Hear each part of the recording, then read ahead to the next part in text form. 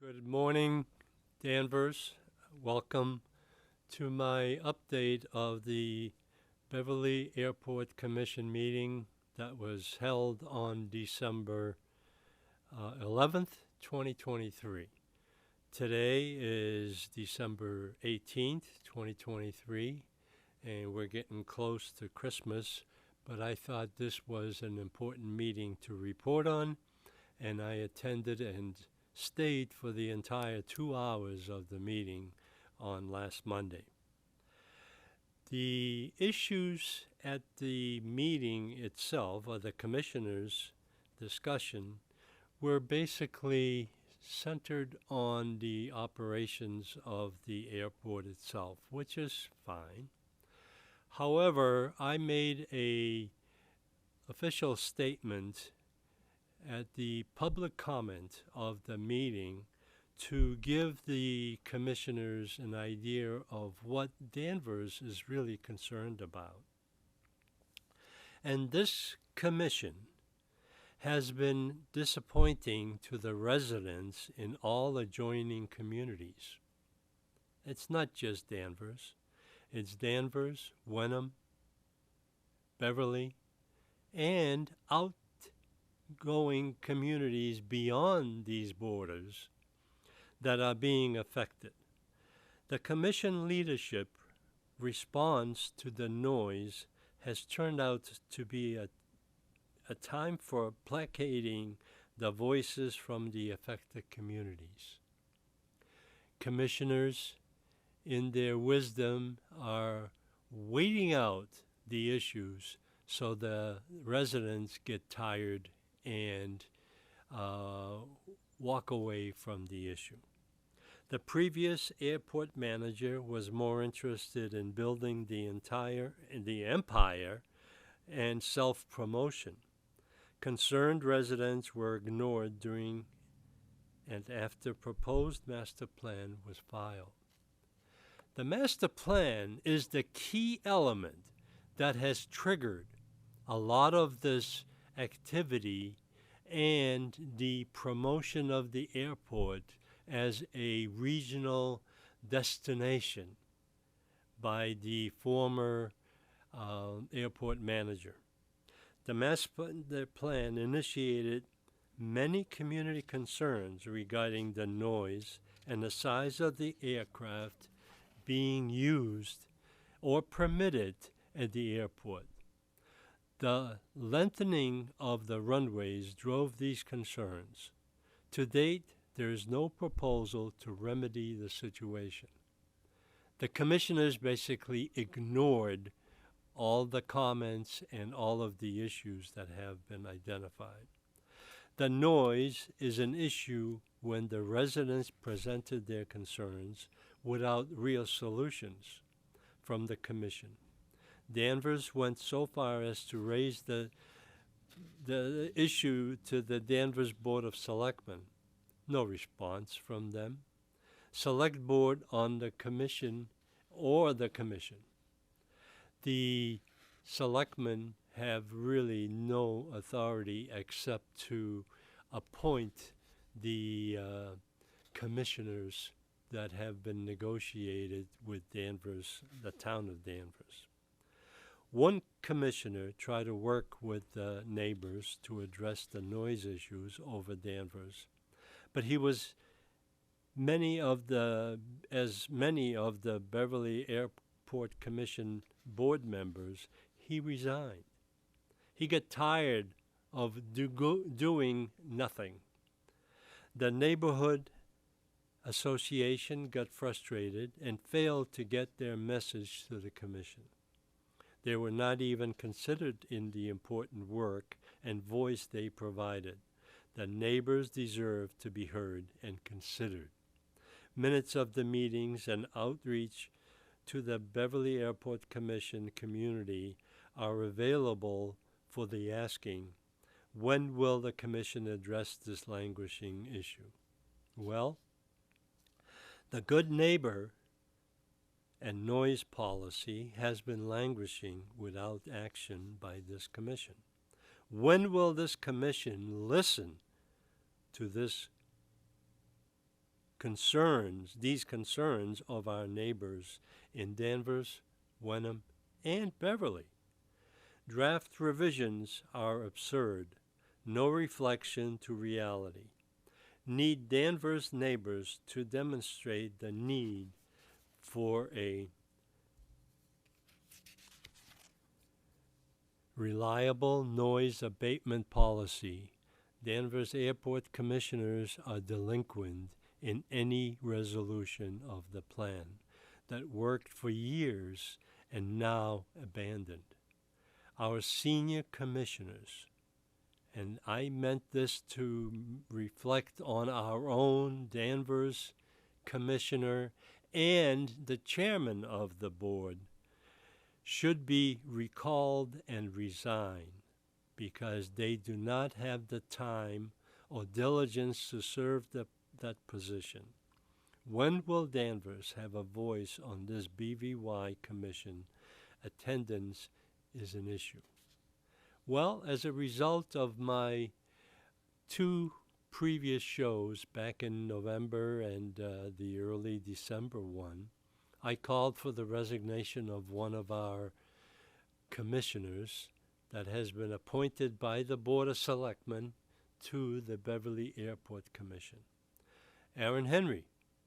Aaron Henry came to this meeting and basically admitted to the fact that he does not have the time or the diligence to contribute to the resolution of the noise and the issues that are being driven by the Beverly Airport.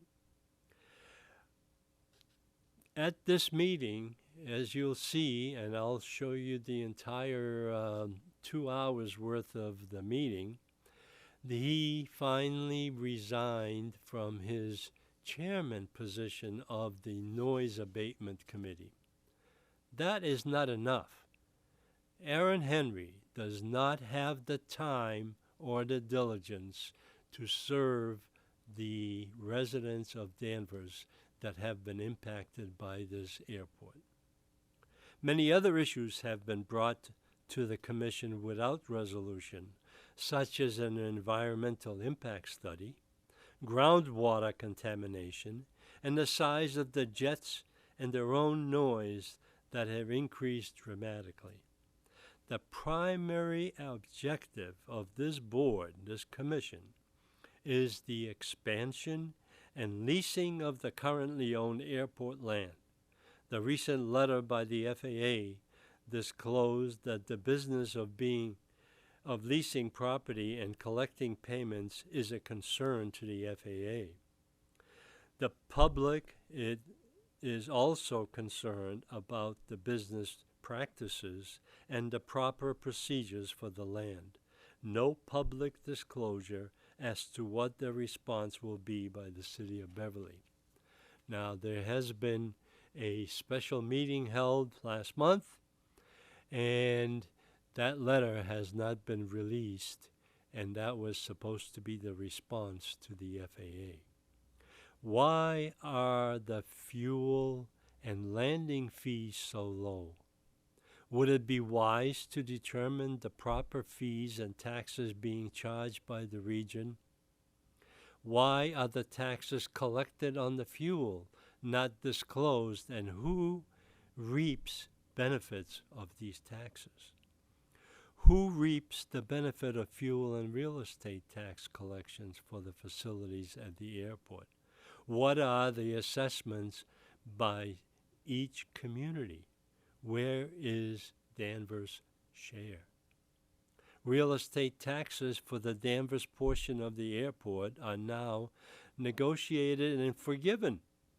This month, there will be a letter coming in from the airport pleading their case that their real estate tax assessment should be negated and forgiven because of their own existence in our community. There is no response to the noise abatement and the expansion of the airport.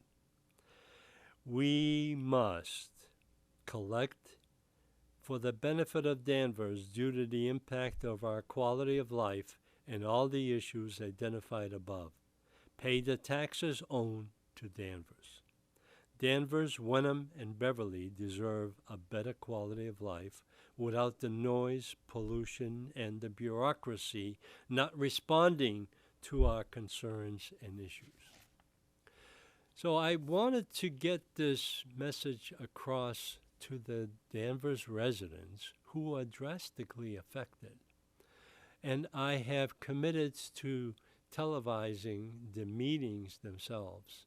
And you'll see that some of these concerns are being brought up to the table for discussion. However, no action has taken place. We need better commissioners from the town of Danvers. We need to have our commissioners replaced. So, this will be the introduction to the meeting that will be shown after this, and I want to let you know that this is a public service message from the Beverly Airport Commission. Thank you very much, and enjoy the show. The December meeting of the Beverly Airport Commission. Let's go ahead and have the Pledge of Allegiance. I pledge allegiance to the flag of the United States of America and to the republic for which it stands, one nation, under God, indivisible, with liberty and justice for all. I need to remind everybody this is being recorded by the public tonight. We also are on a hybrid with anybody on from home, I'm not sure, No. or wherever. But let's go ahead and have a roll call vote. Commissioner Zuberek. For opening the meeting? Yes, roll call. Oh, Jessica, yes. Yes. Here? Here. Commissioner Henry. Here. Commissioner Hendrick. Here. Commissioner Doxey. Here. Commissioner Cussman. Yes. Commissioner Treffry. Here. Commissioner Roy. Here. Commissioner Vitale. Here. All here. Approval of the minutes. We have two sets of minutes. November 13th of last month. Everybody had a chance to take a look at it. There is one highlight on page 1. The name of Rachel Abel is missing. Appeared before us to express appreciation and effort, so we can duly note that. Anybody have any questions or comments? Do I have a motion to accept? Motion to accept. Commissioner Casawan, second from Commissioner Doxey. We'll have a vote. Commissioner Zuberek, Yes. Commissioner Henry. Yep. Commissioner Kendrick. Yes. Commissioner Doxey.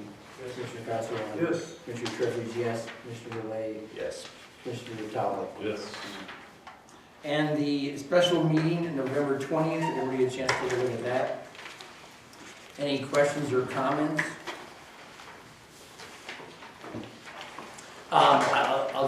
I'll add in here, anybody, I know it came up, they said, I think somebody questioned, do we have the runoff of the actual expense print off? And if anybody's interested, I do have it here.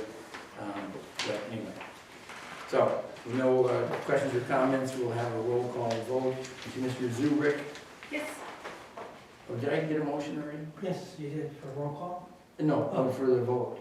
for the I minutes. think of the first set of minutes, I think the second Yes, set of okay, do I have minutes. a motion to accept the second set of minutes? So moved. Commissioner Doxey and Commissioner Kendrick seconded. Roll call vote. Commissioner Zuberek, Yes. Commissioner Henry. Sure. Commissioner Kendrick, Yes. Commissioner Doxey, Commissioner Casawan. Yes. Commissioner Treffry is yes. Commissioner Relay Yes. and Commissioner Vitale. Yes. It passes. Public comments, tenant comments. Any tenants? Comments? Bill, nice seeing you. Glad we got you in the minutes. Okay. No tenant comments. General public comments, 3 minutes per speaker. Mr. Zuberek, if you want to come forward, I'm not sure where we could put you. If you want, is there a chair back here? I don't. You want? Yes. Come in here Why don't we, now? why No, don't we? why don't we just let it be right here? Okay. This is fine. I'll just turn the camera that way too. Okay. I want to be on.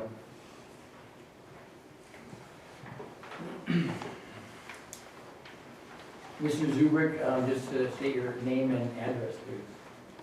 Mark Zuberek, tenant in Danvers, Massachusetts, 9 Glendale Drive, Danvers, Mass. Thank you.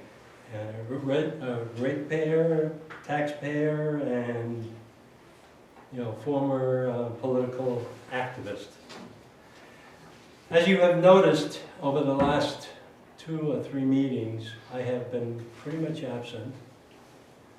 I wanted to leave you alone, let you do your thing, but I do need to pass on some information that I've been reading upon and digesting.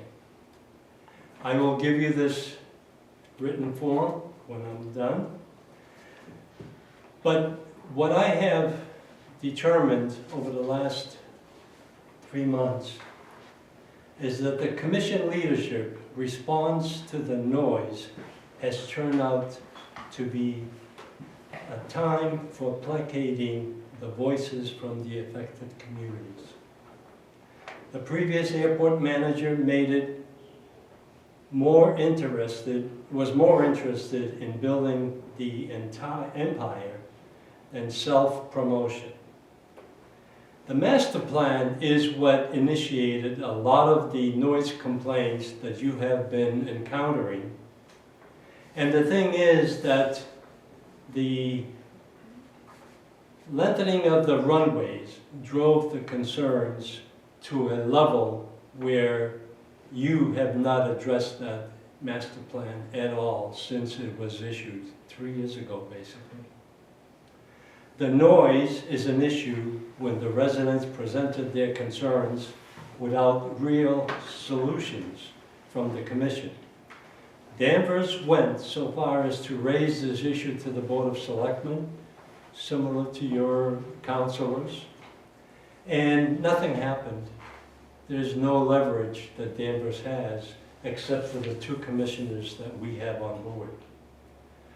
The taxes for the property in Danvers, located on the west side, are not being paid. They're being forgiven. And I don't know how it's going to turn out, but that was an issue when I was on the board in 1997. The good neighbor noise policy has been languishing without action by the commission. When will this commission listen to the affected residents in Danvers, Wyndham, and in Beverly? Draft revisions are absurd. The last meeting that I attended, probably a month and a half, 2 months ago, had a draft revision to the noise policy. No reflection to reality. Need Danvers neighbors to demonstrate the need for a reliable noise abatement policy. Danvers airport commissioners are delinquent in any resolution of the plan that worked for years and now abandoned. My suggestion to this board is our senior commissioners should be recalled or resign because they do not have the time or diligence to serve this position. When will Danvers have a voice on the BVY Commission? Attendance is an issue. Many other issues have been brought to the Commission's attention without any resolution, and the public comment that has been introduced and carried on has basically been a round basket disposal of it because none of it has ever been addressed in any. You have 30 seconds, but go ahead. I have 30 seconds. I will complete in 1 second. But why are the fuel and landing fees so low? And we have addressed that, and I understand that's going to change. But why is it taking so long? Who reaps the benefits of fuel and real estate tax collections for the facilities at the airport? What are the assessments by each community? Where is Danvers' share? Real estate taxes to the Danvers portion of the airport are now negotiated and forgiven. There's going to be a letter sent from Mayor Cahill to the town of Danvers to forgive whatever the amount is. Danvers, Wenham, and Beverly deserve a better quality of life without the noise pollution and the bureaucracy not responding to our concerns and issues. My main message for this public comment, I know, I understand, thank you very much, I appreciate it.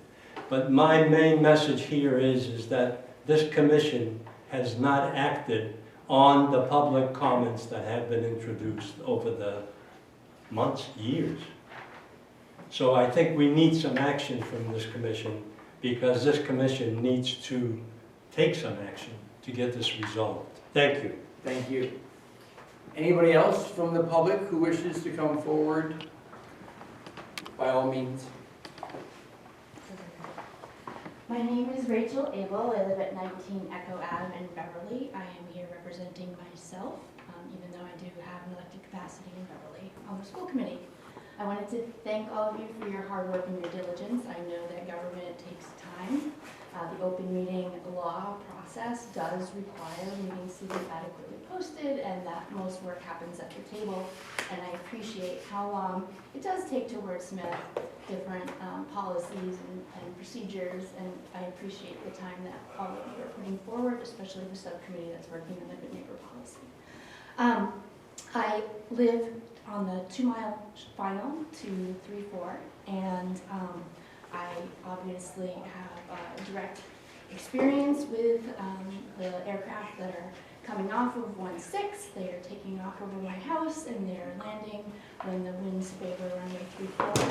I would say that I have noticed as I've become a student pilot and a pilot working on my IFR rating that the winds are definitely favoring runway 27 a lot lately. The westerly winds that are coming across certainly are changing perhaps some of the patterns and, creating the experience for the neighbors that live at the end of runway 9. That's a little bit different than those of us who live on runway 34, but it does alternate. I hear quite frequently tower switching between the two. I also, as a student of learning to fly, listen to our traffic controllers, and I have to commend them for all of the actions that they take for the safety of those of us that live around the airport and for those who are flying the airplanes coming in. I want to just reiterate my concern about the coyotes that are south of runway 27. I think that we really need to investigate the fencing to make sure that we're keeping the wildlife off. There's certainly lots of wildlife that is going to sneak through the fencing and be attractive to our coyote friends. I live obviously up by the golf course. We have lots of coyote friends in our neighborhood and lots of bunnies and all of the fun things that attract the coyotes into our yards. But I do want to just, recommend that fence project that we've talked about, or that you've talked about at a number of meetings, is something that I think will directly contribute to more safety here at the field. And again, appreciate everything that Tower does.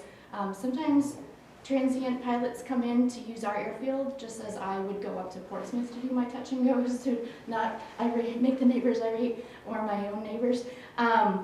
I think we do see transient pilots come in and they make some crazy requests, and I have heard Tower say, no, that's actually not going to work for us. So I appreciate that as well. But I just wanted to thank you especially, because this is a thankless job. I know kind of firsthand how it is, and thank you so much for hearing me out. Thank you. Mr. Bettencourt. Oh, Name and address would be Yes, appreciated, sir. Yes, no problem, sir. Antonio Bettencourt, 15 Farm Circle, Danvers, Massachusetts. I also a town meeting member of Precinct 5 of Danvers. Okay. All right, we've been going on for this for a long time. It's just, you guys have been dragging your feet. Okay, we got to get serious here. What's going on? Okay, you guys haven't been writing on what's going on, what runways you use, all that stuff. You don't follow the rules. Okay, that's the problem. Okay, We listen all the time and see what's going on. I'm not trying to tell you how to run an airport or whatever. It's not that. It's just that you tell us, you know, the ones go this way, that way, whatever. It doesn't seem to happen. It seems like we keep quiet and then you kind of edge it back over there and leave them there for a while and stuff. Okay, believe me. Okay, I don't want to be a referee or try to tell everybody what they're doing. It's not my job. Okay, all I want to do is quality of life. That's all I want. Okay, and all the residents in Danvers, all we want is quality of life. You've got so much open space over there. You don't fly over there. Okay, I mean that's what it comes down to. I mean we got 2 reps. Okay, what do we got? I mean really. Now he says that they're going to put deflectors in to get the noise of the jets up in the air. We're going to put walls up. That's what when he came on the board, that's what he put in the paper. Okay, when's that going to start happening? Is that going to be a sure thing, or is that just baloney for us just to go on and not hear anything anymore? But I mean that's the thing. We got to get serious here. I mean, come on. I mean and then like she's saying that people go out and do that. A lot of people are coming in to do touch and goes. They're coming out of Lawrence. They're coming from Norwood. They're coming from all over the place. I got the radio on all the time. I'm listening. Okay, see what's going on. Okay, and a lot of times they're not supposed to be on 27 in there. Okay, and sometimes you leave them there extra where they're supposed to be on 16 or 34. Okay, I'm being honest with you. From what we understand, one way it's supposed to be 16. And 16 you're taking 10 turns. Lately you've taken all kinds of rights coming back into Danvers. Okay, a lot of it. Okay. Last week, at least on 3-4, for a while they were taking rights, but that was because the helicopters were coming in. That's the only reason, okay? They went right back to lefts, okay? And that don't help us, okay? So that's the thing, we have to get to the bottom of this, okay? And then another problem we have too is a lot of houses selling in this area. You guys don't think you have a problem, you have a problem, okay? The town of Danvers should wake up, but they're not waking up, they're sleeping, okay? I mean, I even walked around today to talk to some people. My God, really, it's terrible. We have a problem. I don't have a problem. You folks have a problem. But meanwhile, the town of Danvers just sits back and lets it happen. That's the problem. That's the real problem. Okay? So I'm not trying to be a jerk, but we got to get together and get something squared away and make it work. You have it on paper. You say you do it, but you don't. That's the sad part. And I know I'm not trying to give you guys hard times. I appreciate you guys. I know you guys are here as volunteers. I understand that. And you're trying to help the airport, and that's what you're trying more is to help the airport go and grow. I understand that too. But you got to realize, I mean, we're residents. We have to have a quality of life. We have to live. You know what I'm saying? So, I mean, you got to give us a break where you can. And that's how it should be. I mean, I'll be honest with you. Lately it's been good because the weather's been crappy. And when the weather's crappy, we pray. And it's excellent. But that's not, it shouldn't be that way. When the weather's good, it should be the way it should be, and we should have our quality of life. Here, one more thing, too. And I used to complain all the time when I went the wrong. You know what they used to tell me? This was not with her, it was with Wes, okay, and stuff like that. Oh, it's because there is a crane up. Well, we've had a crane in Danvers now for about 4 months. You guys fly over there like nothing. You don't even care about the crane, okay? Every time I complain or whatever, why are you on this runway? Oh, because there's a crane in the end of 3-4. There's a crane in the 16. A crane in the number 9. We've got a crane in the 27. It's been there for a long time. It's up there pretty high too, got a light on it. But you guys fly around acting like nothing. So there's a problem. I guess that's it. I'll let it go that way, okay? Thank you. Thank you, I appreciate Okay. the feedback. Anybody else from the public wishes to come forward? Okay, thank you very much. Moving on to the next portion of the agenda, presentations, Airport Solutions Group. And I think we can see you on the camera. Yes. Yes, All right, thank you, Mr. Chairman. So, first project is the environmental assessment, environmental notification form. This is the first phase of the environmental process for the number 1634 project, which is to add the 2 30-foot extensions and the trail taxiway echo from the east ramp out to the end of 16. So what we've been doing, we had a scoping meeting today at 1 o'clock. Pre-design, pre-scoping, to talk about the project, to outline what needs to be done. We also prepared pre-applications. So that's one of the early processes we do for MassDOT, so they can start thinking about budget. And so the next step after the scope meetings, we have to actually do a scope of work. The airport's going to have to hire an IFE. We're going to have an independent fee estimate. We'll have to go through that process. And eventually get... When do you think the IFE process, is that the independent? Fee estimate, yeah. Right. So Which we... probably January, Okay. because of the holidays and everything. I still got to write the scope of work. We just had a meeting today, so I just got to write the scope of work and get Gabe information. And he's probably supposed to reach out if he hasn't yet person to hire as an IFE, you know, all that Okay. stuff, so. I'm thinking January we'll get that all squared away. So, because we do have something new this year that I've learned, when it's not a non-construction project. You might have heard me in the past saying we might, you know, we have a May 1st grant deadline a lot of times for construction projects. Well, if it's a non-construction, and this is new this year, it's a March 1st deadline.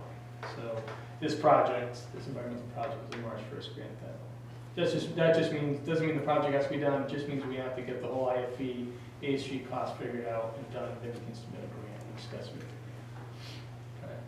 Okay. Any questions on that project?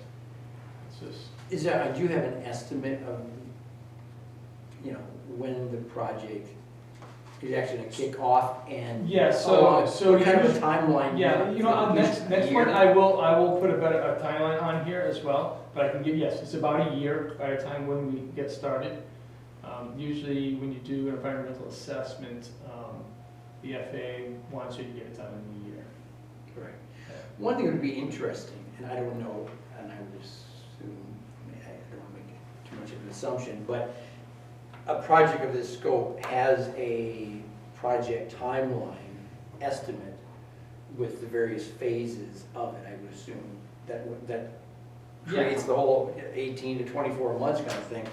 It might be interesting if you could print off that timeline and possibly share it with, you know, the commission. Sure. I mean, part of I can do that in. Just because we're gonna be looking at this same, you know, project number one, $415,000 for the next 12 to 18 For months. the year, next year, but then there's another phase two of the of the environmental, then there's kind of a phase three. Right. But it would be beneficial, I think, for us to be able to visualize, you know, the first, whatever the 4 or 5 steps are, the big chunk's gonna take a year.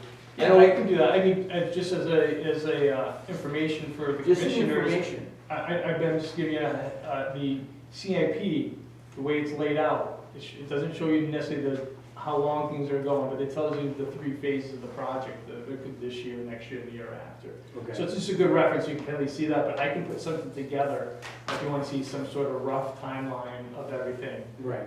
Basically getting from here to the beginning of the construction of the runway. I think that would be helpful.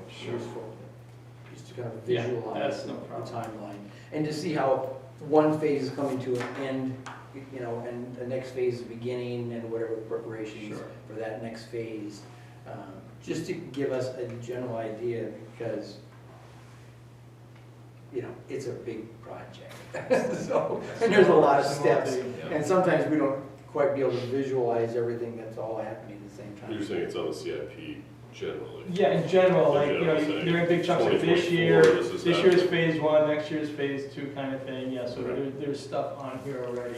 I kind of give you a general idea, but not as what you're asking, like a nice timeline, so Sure. I can put something together on Nothing too detailed, of course. that. No, I mean, if it's Just just for big your sake, chunks. I don't- I was just thinking big the project, chunks. I was gonna say the project being, that's all I'm gonna do, I'm not gonna get into deep, so I'm just Right. gonna keep the 3 phases. That will be appreciated. Roughly.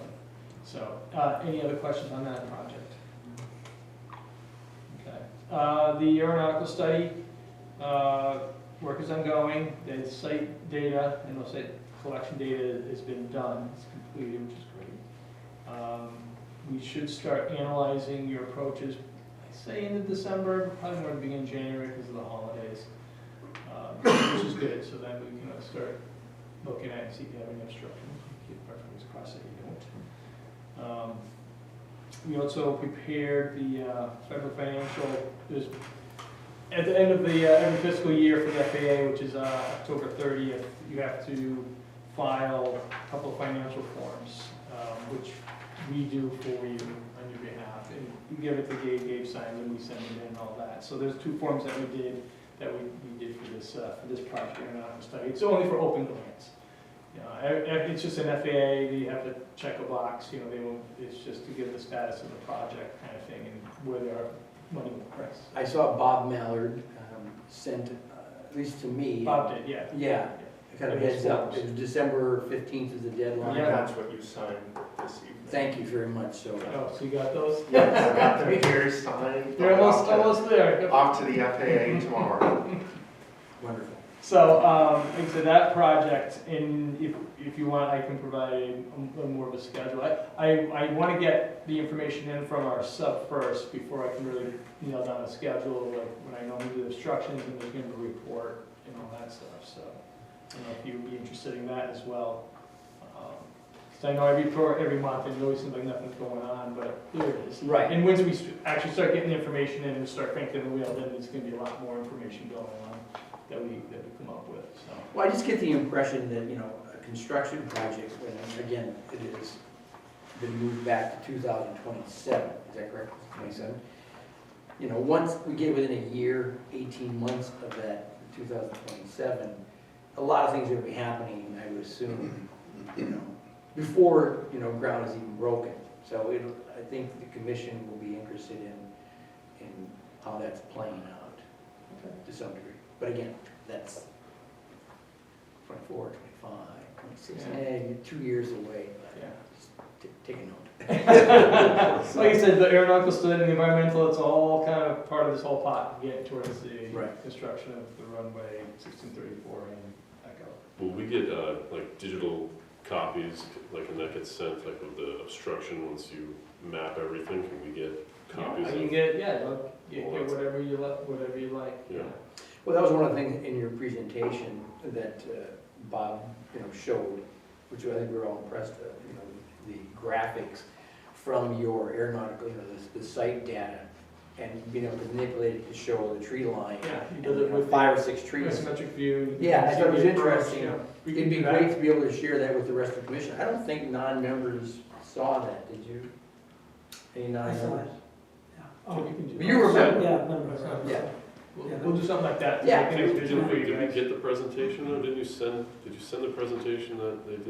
Yeah. Well, yeah, I thought we Yeah, were. now we'll do something. Did everybody look at it? I send a link. Yeah. I saw it. I did. So anyway, Yeah, it's because, just, it would be interesting to see Oh, yeah, something for like sure. that. And without, we're not asking for, an internal project, we gotta make this for the commission, but No, I if can, it's readily available. when we get to that point, I can make a presentation type, not presentation, but a graphic for you guys to kind of look at. yeah, So you can that'd be fantastic. to see the kind Okay. of approaches. The only other thing we did under miscellaneous is, Dave had reached out to us to help update the airport layout plan for the proposed flight level hangar, which we've done. And that's it. One other topic on the flight, or the layout plan, and goes back to the projects after the construction of the runway. It is the taxiway, Echo, is that right, and the service room, in conjunction with that little piece of property that has to be acquired. Yes, that triangle piece, yes. They did want us to take some preliminary, look at who owns it, and, that's something. And so in my conversation, I've been to talk to the town of Wynnum, talk to Beverly with all the paperwork and deeds that both towns have on file. The answer is no one knows who owns that. So Even within the city of, the town of Wenham? even within the town of Wynnum, when I brought it up to Wynnum, they said, oh, well, that's probably airport land. And I said, there's no documentation that shows that. Which triangle plan? There's a little, Where is it on the map here? Well, Is that it? it's, Tough. Yeah, that's hard to point out on. well, there's just, Northeast. what runway is that? Just run up there and point. Yeah, so We need a laser. ballpark, like here. Okay. A kind of, a small triangle piece comes in there. And on maps, assessor's maps, it's no owner is known. Is it landlocked? Yes, it is a landlocked parcel. A landlocked parcel. And what's the area? I forget, but it's very small. Very small, very, very small. I'm gonna guess, it's 0.3 of an acre. Probably. Probably, I mean, maybe the footprint of this building. yeah. It's just, but it's right on the line of Beverly and Wenham, and it's an oddity, you know, it sticks into the airport, the length, let's just say the length of the building. Right, and in But fact, both when of I- those two, the taxiway and the service road, touch upon that little triangle. They It's just, complete need oddity. that in order to build the Yeah. taxiway. Yeah. In fact, when I brought it up to Winna, their first reaction was, oh, that's probably just a mistake, it's probably airport land, but then they went back into their history and files, and then Beverly did the same. Any documentation shows it as not the airport's land, just shows it as owner unknown. Interesting. I mean, that whole wood line and wetlands, I mean, somebody owns it. But you know, it might be one of those things that, you know, some farmer 200 years ago owned it and it's never changed hands or I don't. Yeah, it could be. So So next is Wenham, step- is so Wenham I'm- in the process of Yes, digging? so I got Winna working on, digging up, seeing if they can find any sort of ownership history on that, and then also kind of the steps that we need to take to acquire it. Awesome. Then we're about 2 years ahead of actually, you know, Right. I mean, those projects are like 2029. Might as well get the ball rolling now. Well, yeah, they There's want a us. lot of- But I can send like a kind of outline of where this parcel is. Let's circle back to this the next year. Yeah. We're talking 8 years from now, but I'm glad you've already I just had kicked the a can question. down the road. I just had a question about the renewal of the fence permit. Was that done? Was that All set. all set? Okay, cool. Okay, Extension, permit extensions, we got all those back. Okay. even the one for Danvers that was gonna, Yeah. okay, very good. Awesome. That's it? That's it. Thank you very much, Craig. Thank you. Airport managers report, Mr. Hannafin? Yeah.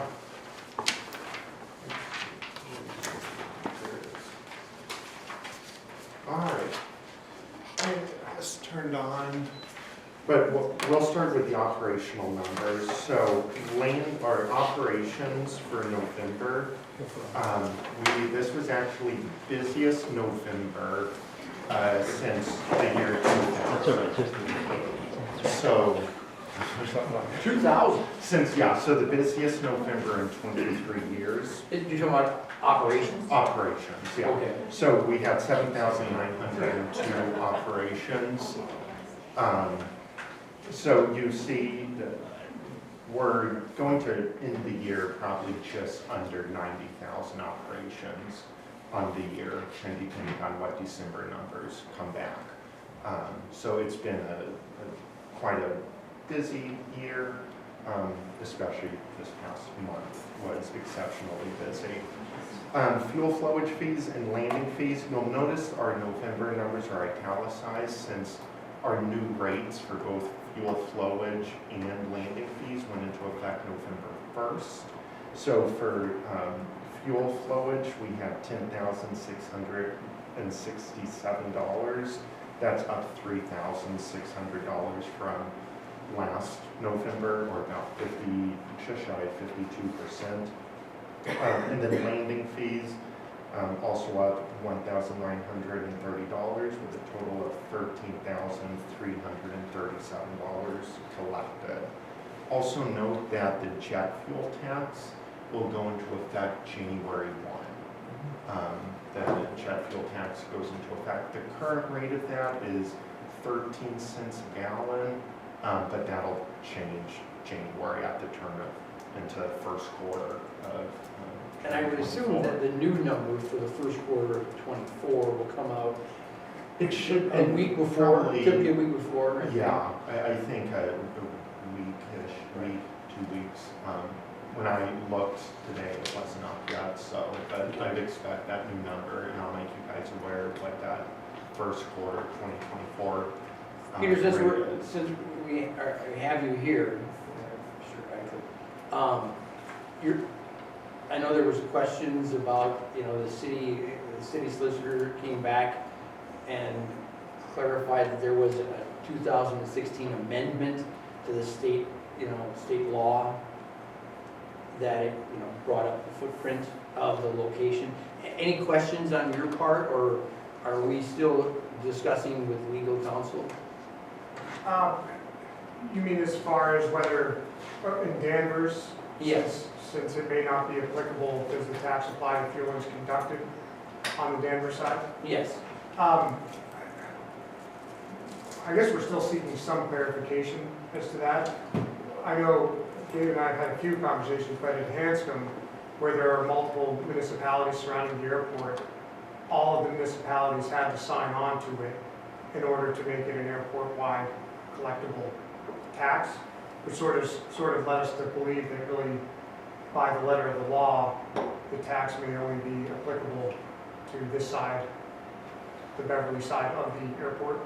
Correct. But it was my understanding, and I don't have the information on the timing of when those municipalities that Hanscom sits on passed their municipal ordinance to collect the tax versus the 2016, the state legislature came back and it made an amendment. The understanding from the city solicitor's office is that amendment was to correct what Hanscom had thought was required to make all the municipalities sign off on it. It's the position of the city solicitor that that 2016 addendum, I believe is the correct wordage, clarifies and corrects that moving forward. So it's their position that the language of the original law, which you guys originally discussed, is no longer applicable because of that 2016 addendum. So that's the question that you might have. Okay, I think that's going to require some more Right. pursuit on our end. And we want to be as helpful as possible to clarify all parties, understanding.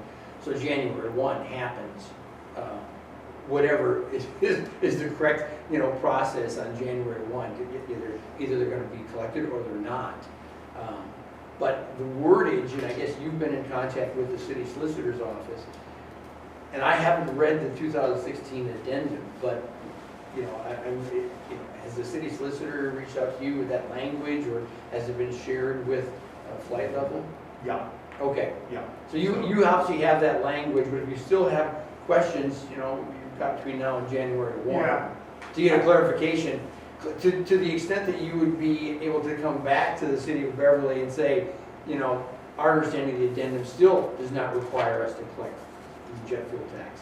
That should be straightened out before January 1. Yeah, and I think, based on our interpretation and our lawyer's interpretation, it seemed like if the actual fueling wasn't occurring in the jurisdiction where the policy was passed, that it wasn't applicable. Again, I'm just going to come back.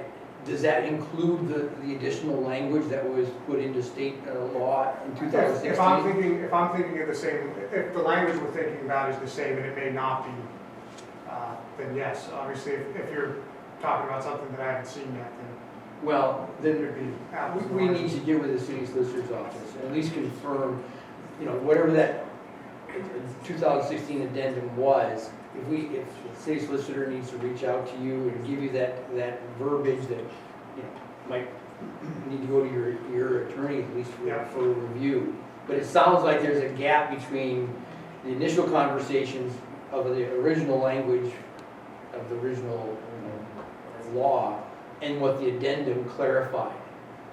So we need to get that straightened out before January 1. Because I don't want a situation where, by January 15th, all of a sudden it's understanding that the 2016 addendum clarified that situation, yet we didn't collect jet fuel tax for 2 weeks unnecessarily. And I don't, so we want to avoid that situation. Yeah, we'll get to the bottom of it. Okay, thank you. So that's what I've got for operations and fees for November. Any questions on that? All right, so then we'll move on to the budget, the year-to-date budget summary. We're still tracking, we're right on track with revenues. Our expenses are still under where, I expect them to be here, so that's good news as well. So, not too much of note. I'm still feeling really comfortable in our budget and where we are in the fiscal year.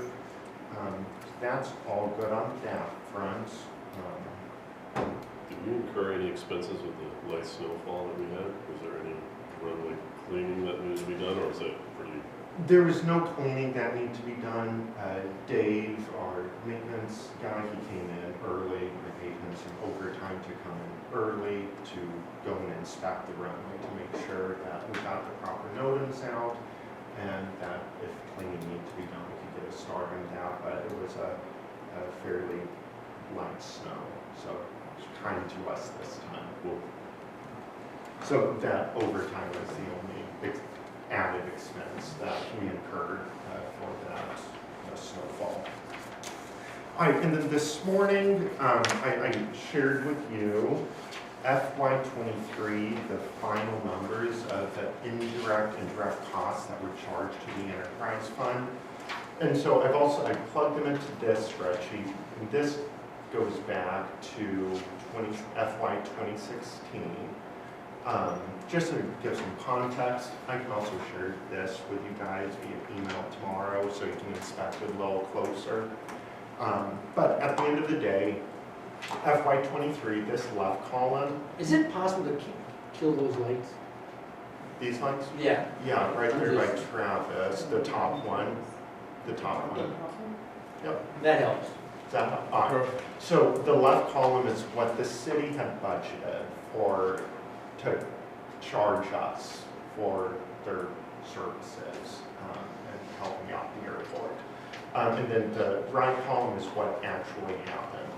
So you'll see that in FY23, where consistently our actual expenses were lower than what they had budgeted. All of that is due to the lack of a manager for a good portion of the year. So there wasn't any health insurance and costs like that, or retirement being paid out. So on the year, we, again, grand total of expenses that were charged to the enterprise fund, or that the city incurred to help the airport, came to a total of $127,471. They budgeted a transfer of $62,262. That's kind of us paying them for their services. Of course, they expended more than what we gave them, so the total amount subsidized by the city of Beverly for FY23 says $65,209. Again, that's lower than normal and what I'd expect to see on a normal year. Just going back, going back to previous years, you see where, usually 80, 90,000 for subsidies from the city, this number here. It's also want to note that FY24, the amount that the city has charged from our general fund, or from our enterprise fund to the general fund, is 100,000. That's gone up from the 62,000. Looking at that, again, looking at this kind of put into context, they are consistently spending more than $1,000 a year, fiscal year, to help us out, the services they render, health insurance and retirement. So that, I think, is their explanation for that increase to 100,000, a little bit closer to what they're actually expending on our behalf. Does that make sense? Any questions? Anything you want to dive into more? I'll just add, if you guys remember seeing these from the May presentation by Mr. Ailes, all of what Gabe has created there is just a continuation of this process here. So I will say it makes sense to me that they've decided to go from budgeting 60,000 to 100,000, because every year we it costs more than $100,000. It's more realistic for them to say, it's gonna cost at least 100,000, at least 100,000, instead of saying, and then in some years, you know, it's costing 160 or 170,000, you know, it's a better, budgeting process for them to be more realistic, as close as possible to what the actual number is. So, I think next year, when they $100,000, which they actually account for on a quarterly basis. At the end of the year, it'll be a smaller hit. Instead of being $65,000, it should be, I'm guessing, around $30,000 at the end of the year. So maybe we're moving closer to self-sustaining-ish. Ish, yeah. Well, the fact that, well, again, not having the manager, but we had considerable expense having the replacement or the temporary. But there was, you know, if you look at 120, is it $127,000? No, that's For, direct, that's the total indirect cost, right? What they charge us. The 127,430. that's the grand total of the indirect costs and then the benefits. Right. So last year was 132, the previous year was 139, almost 140, 141, 147, 111, I'm not sure what the anomaly was there.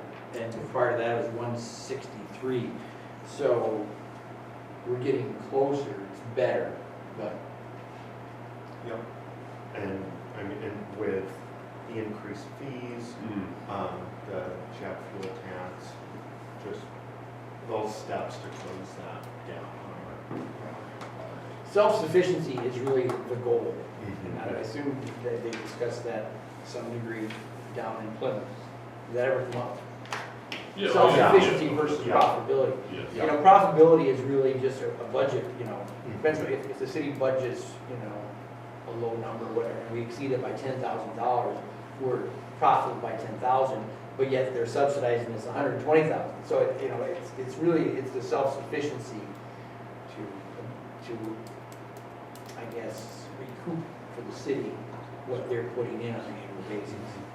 Yep. So, moving in that direction is what they want us to go, the FAA, and of course the city of Maryland. Of course, yep. Anything there?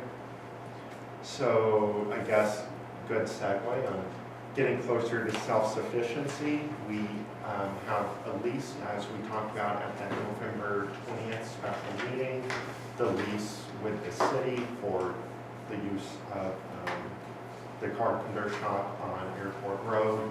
Went before city council, it was approved there, and it's currently sitting on the mayor's desk for signature. So we're one signature away from getting that done and behind us. And then quickly moving on to the next bullet point, the next step, of course, is now using that lease that we have with the city as a template to then get leases for the other parcels being used. There's some more city assets on some parcels there. There's Wayside Trailer, FEMA has some stuff on there. So now that we have a lease that we know the FAA is good and comfortable with, that we're comfortable with, that the city of Beverly is comfortable with, we now can use that as a template to move forward and start presenting that to the other parties that need to get an agreement in paper with us.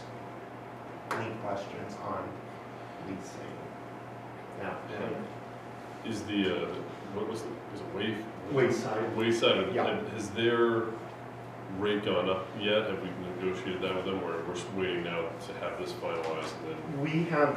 We're working on that with them. We've sent them the lease template for them to look over and decide on. They're still deciding on just how much land that they're actually going to need. They've been working on cleaning that area up, maybe consolidating, moving trailers around. So we're still waiting to hear back from them on exactly what they're going to need from us. You've been in contact with them back and forth? Yes, yeah. And they've like currently started cleaning stuff up, or that's what they're planning on I doing? think they've been out a few times to reposition, clean some stuff up, and Okay. they're planning to continue that. Awesome. Yeah. The good news with that is, I mean, Wayside Trailer, they know that the fair market value is 56 cents per square foot. And they said, by all means, we'll pay. And you know, they've been paying 24 cents.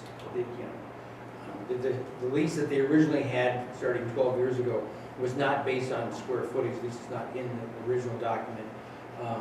But they're very happy to pay the new 56 cents per square foot. They just gotta figure, do they need both sides of the road or not? They would like to try to, some of the trailers are trash, you know, on the big side. And they might try to move some of those out and then move some of the trailers or tent trailers on the other side of the road and just consolidate and hopefully go from 80,000 square feet down to 60,000 square feet, which it'll allow us to not have to put it out to an RFP. We can just sign it for a 1-year lease. So that's good news. Thank you. Moving on, I also want to make you guys aware of an amendment to an ordinance, a City of Beverly ordinance that has had 2 readings. The next City Council meeting will be the 3rd and final vote that the City Council will take on it. It's related to ordinance section 15-11A.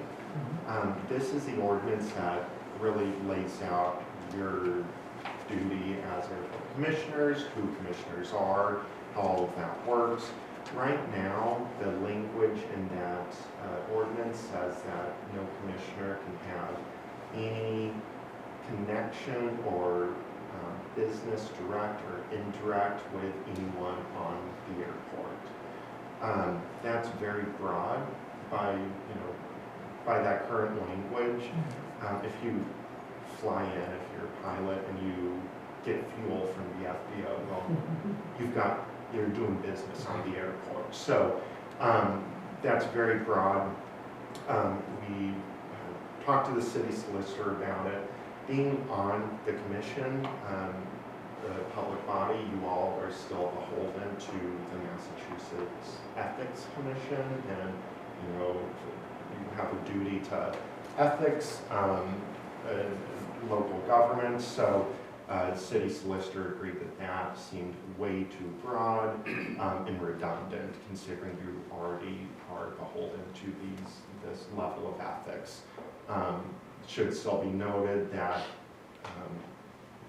it's still on you to, if there's a vote that comes up with an organization that you're very connected to, that you recuse yourself just to make everything above the table. But that's the change that is going on for the ordinance right now, just taking out that language. So you can now go and do business with the FBO, and yeah. So I think that's a large part to you as well for pointing that out. So thank you for. Oh, no, So is that language, will we be able to see that? Is that something? yeah, I sent that in the email to you guys, and it doesn't look like it made it into the physical packet. Okay. But if you go back on your email, Okay. you can see the letter that the mayor drafted and signed, and then the marked up ordinance showing what the changes are. Super. So I'm sure the other public employees here probably have to do it too. I have to do an annual disclosure. Mhm. Would we be submitting that to you, to the city? Or how would that Let work? me get some I think it goes to the city. clearer answer. I believe the city. I find out it goes to the office of the mayor. Correct. Put it on file. Yeah, I believe so. So yeah, that's another good point.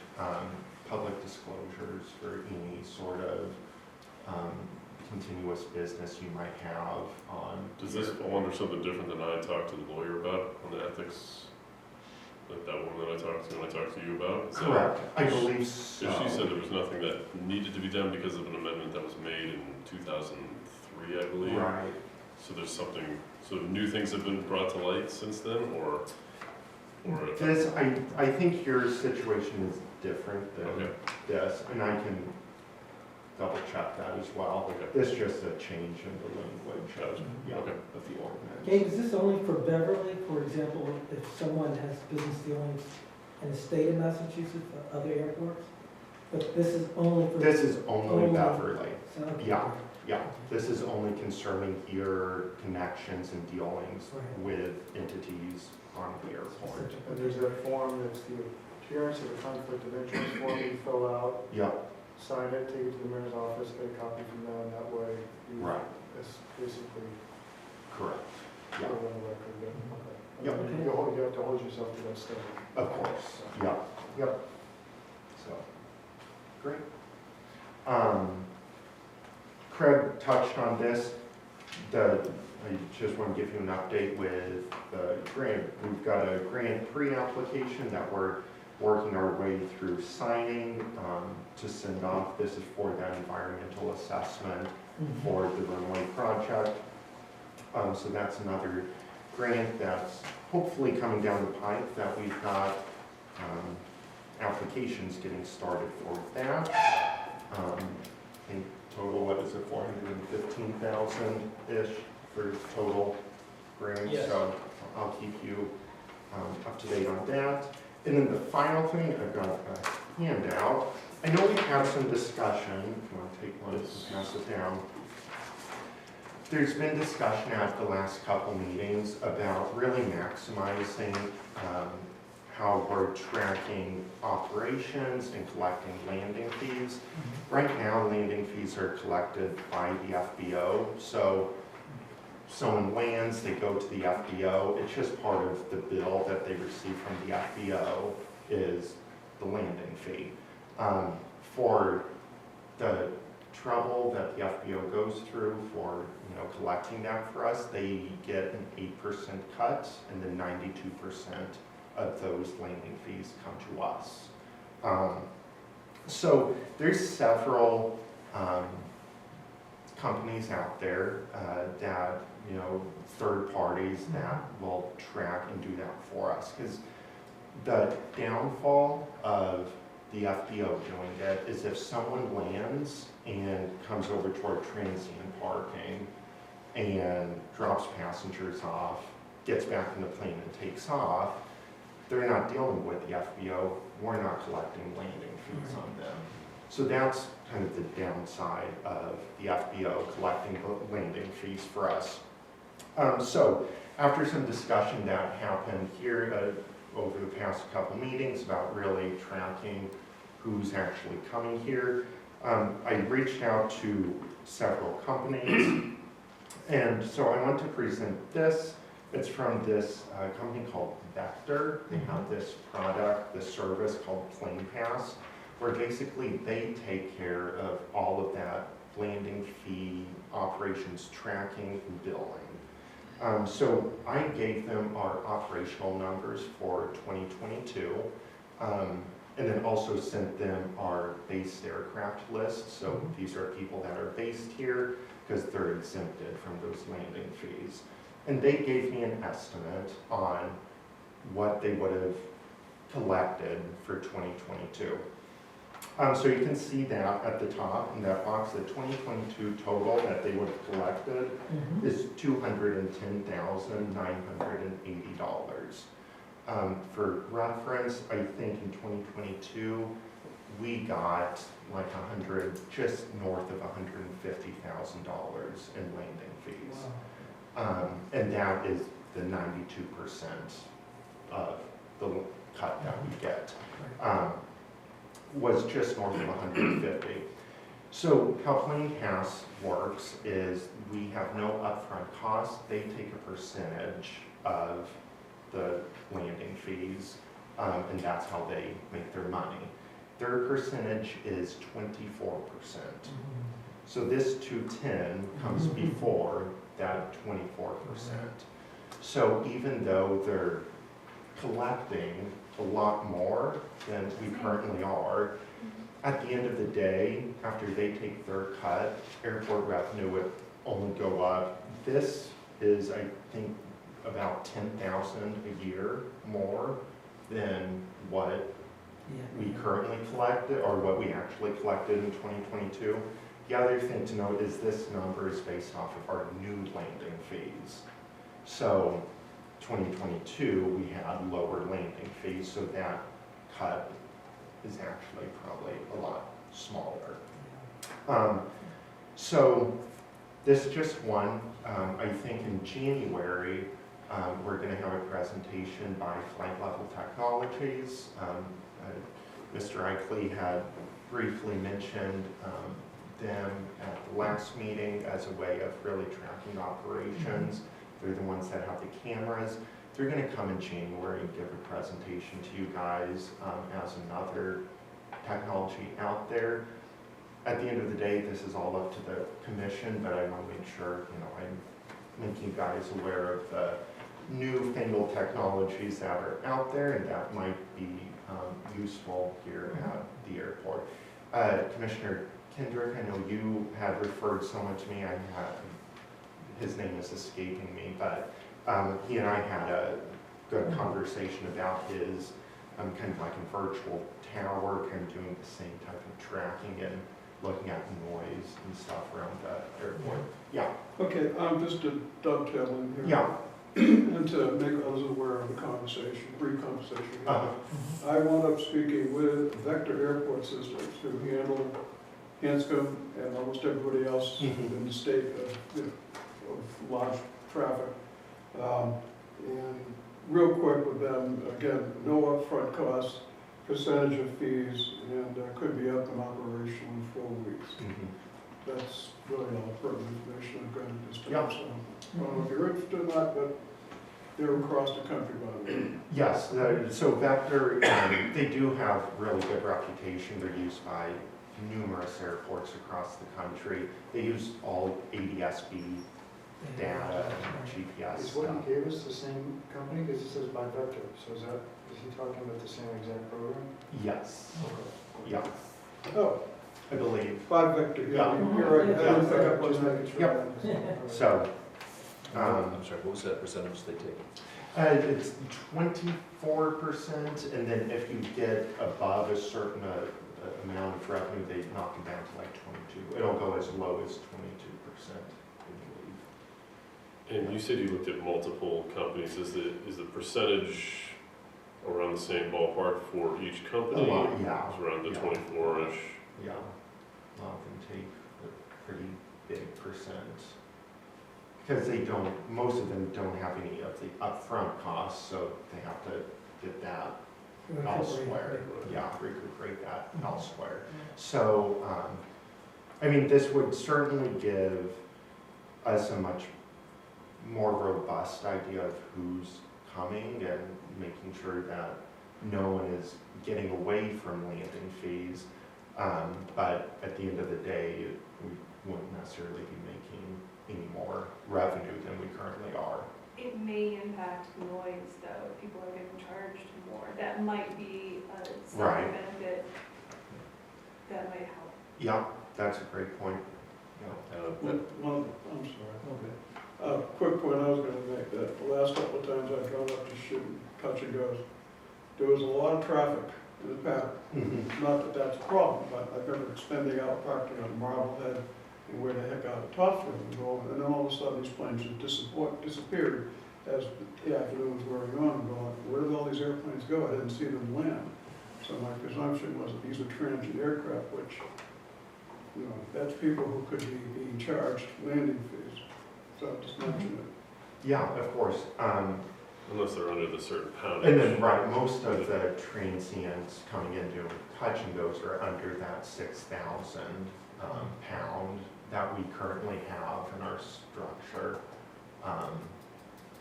So anyone coming that's less than 6,000 pounds max takeoff weight doesn't get charged a landing fee. How would they know that? Because they know the prop, they know that they have the registration. Registration, They know yeah. Correct. Okay. Yeah, yeah. as I had mentioned to you in my email earlier today, that occasionally back in the past, I used to fly to work. Yeah, of course. And so, just for something to do, something different. And I had to sign up through their flying club to get, but the aircraft I was flying were all over 6,000 pounds, and otherwise I was going to be hit by a $30 landing fee. Mhm. So that 6,000 pound threshold didn't apply to Vector or whoever it was. So, I mean, there could be a finer net, so to speak. I'm curious how many aircraft under 6,000 pounds come in here and use the airport other than transient touch and go student pilots. Mary, you might have, I don't know, I mean, in the day when they used to have the restaurant, they would, is that an example? Under 6,000 pound aircraft come in here, park the aircraft, go have lunch, and then leave? Without a restaurant here. I mean, I don't know who's using this airport in that capacity, and what kind of volume are we talking about? Would Vector provide a breakdown of all the Yes. companies, so we know operationally exactly who Yeah, from where? Vector has, we would then have access to a dashboard online So of we theirs. pay 22%, but we get a lot. Then we get lots of data back And we on, study that maybe evolve over the years. right, who's coming in, what type of aircraft, you can organize that all as well. So, I just want to get this, I know this has been a discussion ongoing, some food for thought for the commission. If this is something that interests you, again, there's other companies out there that's doing tracking of operations as well, but Vector's primarily a billing software more than it is an operations tracking, but that kind of comes with. Do you know how they get the identified aircraft that fly with no call sign and no company information? They're able to still access that? Yes, they're able to access that. They've got access. Yeah, they have cameras. You get the tail number. This company doesn't have cameras. They're only going off of ADSB, GPS, Okay. yeah, all that. But they're able to pick up that as well. And Paul, to answer your question, so the pilots organization that I belong to, a lot of the women fly in to the meetings that they'll have at different airports that we're going to be holding here, hopefully. And we also do poker runs, so basically like you just fly to 6 different airports, you land there, you get like a card, and you go to the end. So it's like a fundraiser kind of thing that happens all the time at every place. And I'll tell you, even in the 8 years that I've been on the commission, there's hardly ever any talk about who's using the airport. I have no clue. Not being a pilot myself, it's interesting to at least have an understanding. You Mary, in the past, I think the data was like 5% of our touch and goes are transients from other airports. That's enlightening. So trying to figure out, I know that we're talking about the possibility of charging individuals, but knowing who's using the airport and how often they're using the airport and having this data collection. And I would assume that, like, and we're gonna get a presentation next month from one additional entity. This is just just lifting the rug a little bit. There's so much more to look at. Yeah, I think before we would ever make an operating decision. But this is very interesting, and it's a whole side of airport management that we've never looked at. So it's going to be. If I may. This fellow I spoke with at Vector, his name is Thomas Breen. Okay, he was saying that the uptick of traffic at airports has gotten to the point where this is happening all across the country at this point in time. So something's going on. Right. If people are taking notice of. Would it be unfeasible to say, why don't we take somebody for 3 months, 6 months, see what it does for us and compare what we get from there versus what we would call it? It's a thought. It's just picking up on what Jesse was saying, that by doing this, you may thin down the herds a little bit, which, like I said, I saw all these people airborne. I'm not holding against anybody, but we're not a charitable service here, okay? And that they're just, shall we say, playing us, so to speak. And if we're at a point in time with aviation, there's no more free lunch. So, you know, it's time to start imposing realistic landing fees on everybody, even right down to zero or whatever. And maybe it's the time to consider that because, hey, that's our facility. We can do what we want. You don't want to come here, don't come. Unfortunately, you're not going to go into place else in the state that's going to do it.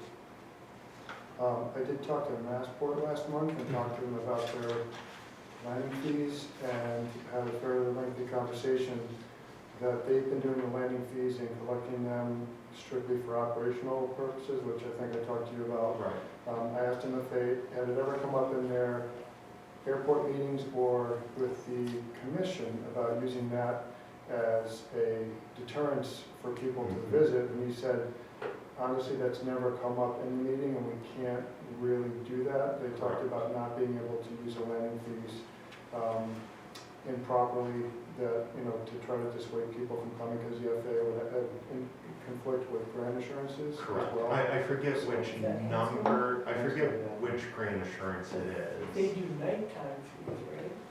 They do fees, but it's, yes, they do have a, they got grandfathered in. It's one of the few airports that have a grandfather for noise based on something that happened previous to that. Yeah, we did speak about that, so. Yeah, I forget which grant assurance it is, 30 something.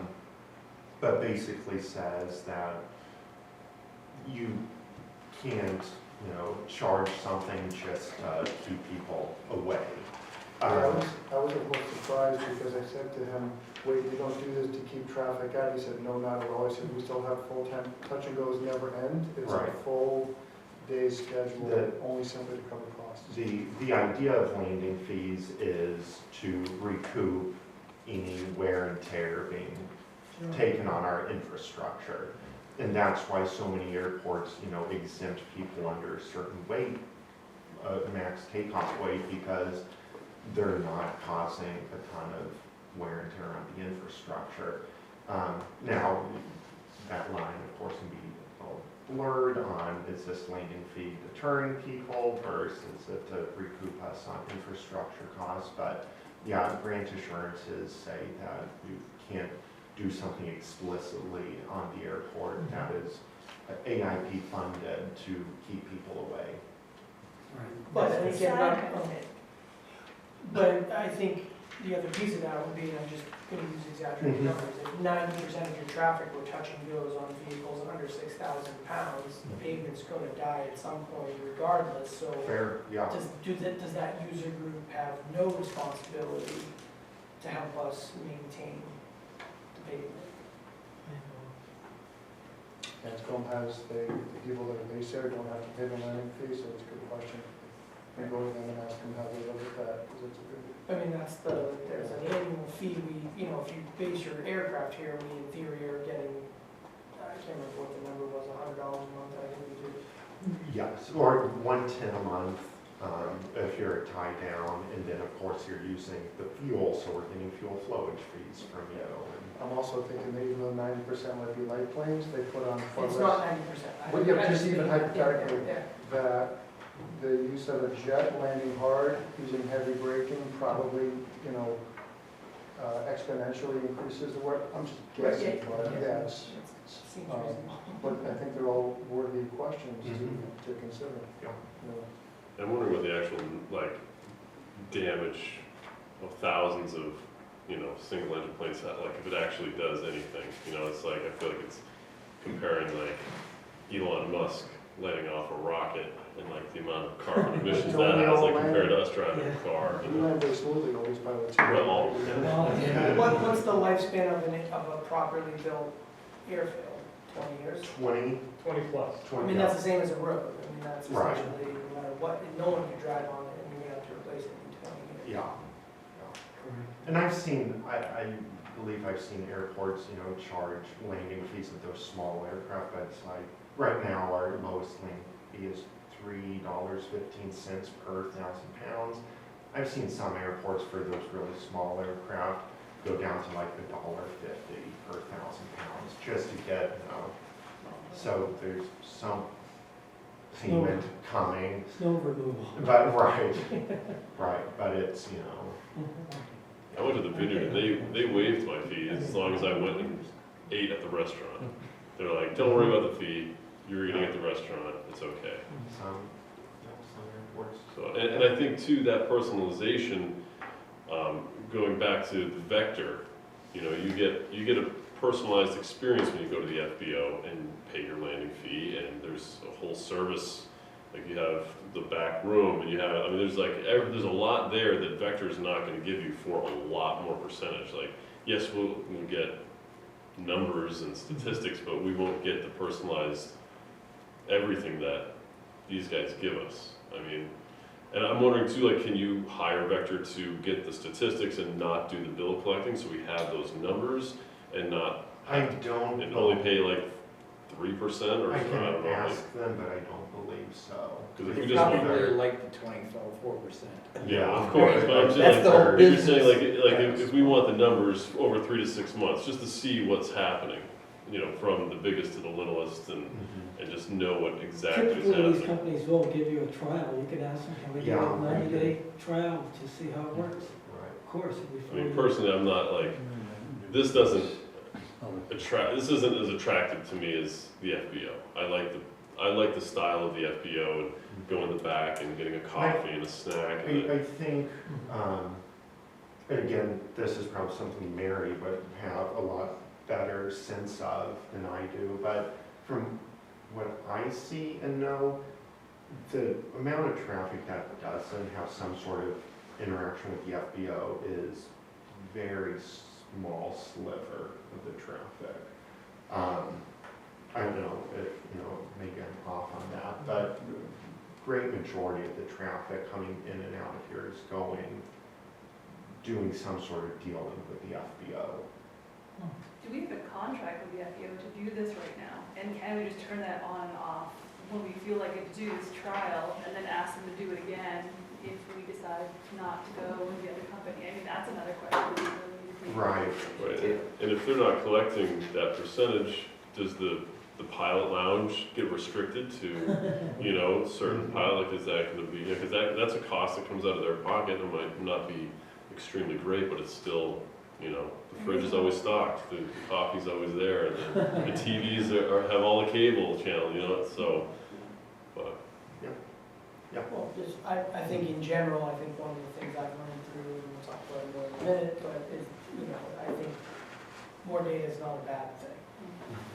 So I'm intrigued by how we're trying to figure that piece out. So generally supportive, but I think you're bringing up great questions, but it'd be good to know. Yeah, I'm all about numbers and data. Love it. So, but I definitely hear Commissioner Talik's concerns, and I think I really pride us as an airport on our relationship with the FBO. So I think that's also very important to have as well and maintain. But Well, I just want to note, it's interesting that our beloved FBO also has a company who's interested in the services. Looking for that perfect. So they'll leave that to us to figure out. That's why I'm trying to remove myself. Yeah, well, I'm not letting you get away, so. But that's a great question. I don't know if that is in our agreement, that we're contracted to. I'll have to look, there might be verbiage in the lease. There very well may be, yeah. If there's an exchange of money, there must be, should be. Yeah. Should be. I think that's all I have, unless, one housekeeping thing, I am going to be out of office and out of town between the 20th, that's next Wednesday, and January 3rd. So, also have my cell phone on me, you can call me, I'll call back, I might answer, but I'll definitely call back. I'll be occasionally checking emails, but for the most part, I will be out for that 2-week period. So if you have any questions or anything. Driving to Kentucky, is that? Illinois and then Missouri. Yeah, That away. yeah, so, yeah. If anyone wants to join us and watch the baby, I actually and wanna keep go to the the- baby entertained while we're driving. I've heard Branson, Missouri is an incredible spot. Yeah, I grew up just north of Branson. Okay. I know Branson. I never went to Branson, that's where all the tourists went. Yeah, there's like roller coasters, Yeah. and, oh yeah, Yeah. it's a destination on my list now. I just found out about it last night, actually. Okay, thank you so much. Yep. Moving on to the next portion of the agenda, subcommittee reports, the noise abatement subcommittee. So, and it was alluded to earlier by Mr. Zuberek, the noise committee is largely dead in the water because of me, not a larger conspiracy, but I have not been able to meet the obligations that we've been tasked with. And I do want to ask if I think Mr. Doxey's constantly prodding me to get moving. I think it would make sense for me to resign as chair. I'd like to stay on the committee, but I think it would make sense to have Josh take over leadership of that so we can get that moving again and again. I know the importance of that work, and it is certainly not an excuse, but you know, it needs to move ahead, and I am just unable to do that right now, given my other obligations. Well, I speak for you, I appreciate the candor and the willingness to. Not happy about it. I don't Well, want, I realize I that, don't but- want to have to say that to you. I realize That that. is where I I'm at. realize that. But again, we've had people from, that used to be on this commission, leave the commission because of obligations outside of the commission work. Those of you that are full-time working, you know, there's times where it's asking a lot. So, but with that, it's really within the subcommittee at this point. So, the 4 subcommittee members are Commissioner Zubrick, Commissioner Henry, Commissioner Doxey, and Commissioner Retallick. Is that correct? The 4 of you. Nantucket. There you go. So there's the 4 of you. So really, the leadership within the subcommittee is within your own subcommittee. Would you accept a motion from me to nominate Mr. Doxey as chair? Well, I just want to, I appreciate that. I Doesn't want to. appreciate the vote of support. I did speak to Paul about it last week, just to say that he had asked me about that. And I don't know if I'm available to take the position because my life, there's potentially changes coming up at work in the next couple of months. So my life is potentially going to get very complicated. Scheduling, I'm still trying to figure it out. So I don't know. I have to, probably we should have our subcommittee meet and talk about it. Well- And yeah, try to internalize and figure out, I don't know how quickly we have to move on this. Well, I'm saying, we're in a public forum right now. Even if the 4 of you, I mean, if you're taking yourself out of the possibility, that leaves Commissioner Zubrick, and there seems to be an opinion that you might be busy elsewhere. So, Mr. Retallick, are you interested in stepping forward as the subcommittee chair? I can take over those duties. I mean, it seems like I have the most available time, so. With that said, is there a motion within Yes, this? a motion for that. Within the Oh, do we have to do it with the I think within the I would make that subcommittee. I would make that motion. Okay, I'll second that. so the motion within the subcommittee presented by Mr. Henry is to nominate Mr. Retallick as the new chair of the noise abatement subcommittee. And you're seconding it, Mr. Doxey.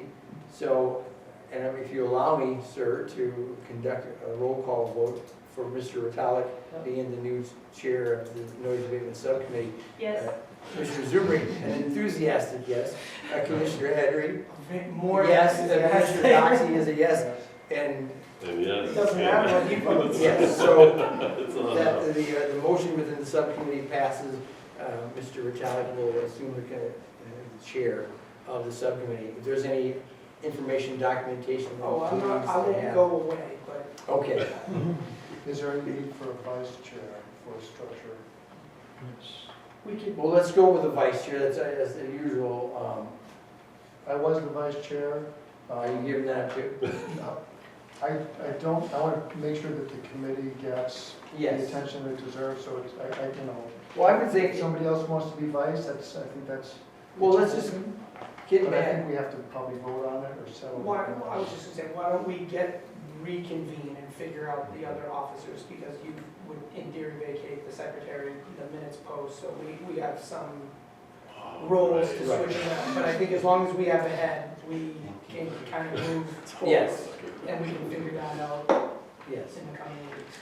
Can we hold our own meeting and have a vote? Sure. for Yeah. vice chair Yeah. on the first meeting? Okay. Right. Kyle, no pressure, but we have to move this soon. Oh, I know, oh, we're gonna get this done quickly. My observation is that you may not, experience this change rapidly, so, it would be good to have Maybe a couple some. months, but I don't want to lose momentum with. Absolutely. Yeah. So for the time being, Yeah. I would suggest you continue as the vice chair until such time where Yeah. your new circumstance comes to the table, and then we can make a change at that time. I wouldn't necessarily think it'd be necessary to have a public meeting just to discuss the vice chair. I would use the next public meeting to move forward on the Business. I think that's Yes. fair. I think then I stay in the role. If there's Sure. any conflict, as things change, we can convene. Even if it takes us through the next 6 to 8 weeks, that's a huge benefit, I think, just having some consistency if you still be the chair, or vice chair. Okay. Question about the minutes and the secretary, like, everyone's extremely busy, is it okay if I take care of the minutes? Yeah. And like, as being chair, I can, because I know there's someone that we use to do the minutes. Can I Most of just- that's just parliamentary procedure stuff, there's not, as long as the minutes get done Done, by okay. the group, it doesn't Okay. really matter who produced that. Okay, Right. as long as I get With 4 of you, it should be workable to get the minutes conducted. we get it done. I appreciate that. Well, with that, is there anything else from the noise abatement subcommittee? I will ask, is there any thought of Danvers having that public meeting that was talked about? Okay. Yeah, we have to reschedule, we're gonna do it. Okay. And we appreciate that as well. New business, I see there is none. Commissioner comments? Geez, I'm on here. Director of Finance response for remaining capital construction funds. Just an FYI, the last meeting we had, I brought up what is the nature of the $111,000 that the city has earmarked for, originally for Building 45. I sent an email, I think I copied all of you in on that, did I not? Anyway, I got a response, which was a prompt one, which is refreshing, from City Hall. The Director of Finance, Mr. Ailes, said that he really, knowing that even though it's 36 months down the road, his suggestion would be that the money stay in the city account, and that he would want to use it towards the use of the construction of the runway, as far as minimizing the city/airport's contribution of 5%, which could be $700,000. So, and in my email, I thought that was a viable possibility, as long as they understand, at this time, we aren't going to be spending it on Building 45, because it's a drop in the bucket compared to the overall project. So I just want to let you know where that is, so that the funds will not be touched, and the city wants to use it towards the construction of the future runway. My only concern is if we do move this money out of use for Building 45, that if we send out an RFP, if we want to get the ball rolling, if there is an expense that we need to foot as an airport like that, could that money be useful to us? So if someone comes in and says, I'll renovate the whole building, I just want this done, and it's going to cost. Right. I would assume that the city would be open to that. I mean, but they would, as well as to the commission, we would weigh, the opportunity. Is it worth it, to put it in? Does it make sense? Or is it better to use it elsewhere, like on a runway? So, yeah, it's not locked in stone. I think everything is negotiable and on the table. So if something shows up, it could be a possibility. Because that'll be 3 years, right, 3 or 4 years down the road before the runway. Right, right. And potentially, we could have an RFP out before then, Right. and something going on in that, hopefully, something going on in that building before 3 to 4 years. But it's an earmarked account that is sitting right now, right? Correct. They can't do anything until they get a vote to change it From the commission? from the city hall too. Right. Okay, so it has to go through us and City Hall before any sort of change happens, correct? City council or city hall? Or City sorry. council, City Hall. potentially. Because they have the first strings, so. I will add, in his email, and Gabe read it, his opinion was, and again, I actually called up and I spoke to the former chair, who was the vice chair at the time, Fuzzy Faustic. He was in the discussions when the construction of Building 45 was going on, and I said, what was your recollection? I mean, was there, and he said there, he thought money, was gonna be earmarked for the, spending for the parking lot. The state all of a sudden said, well, there's money from this building as well, so it's that's being taken care of. And then he also talked about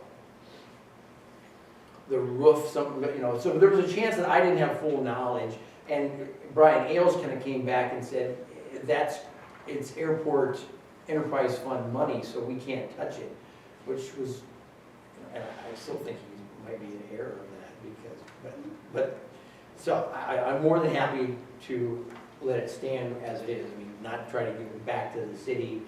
They said, no, let's keep it in an airport earmark.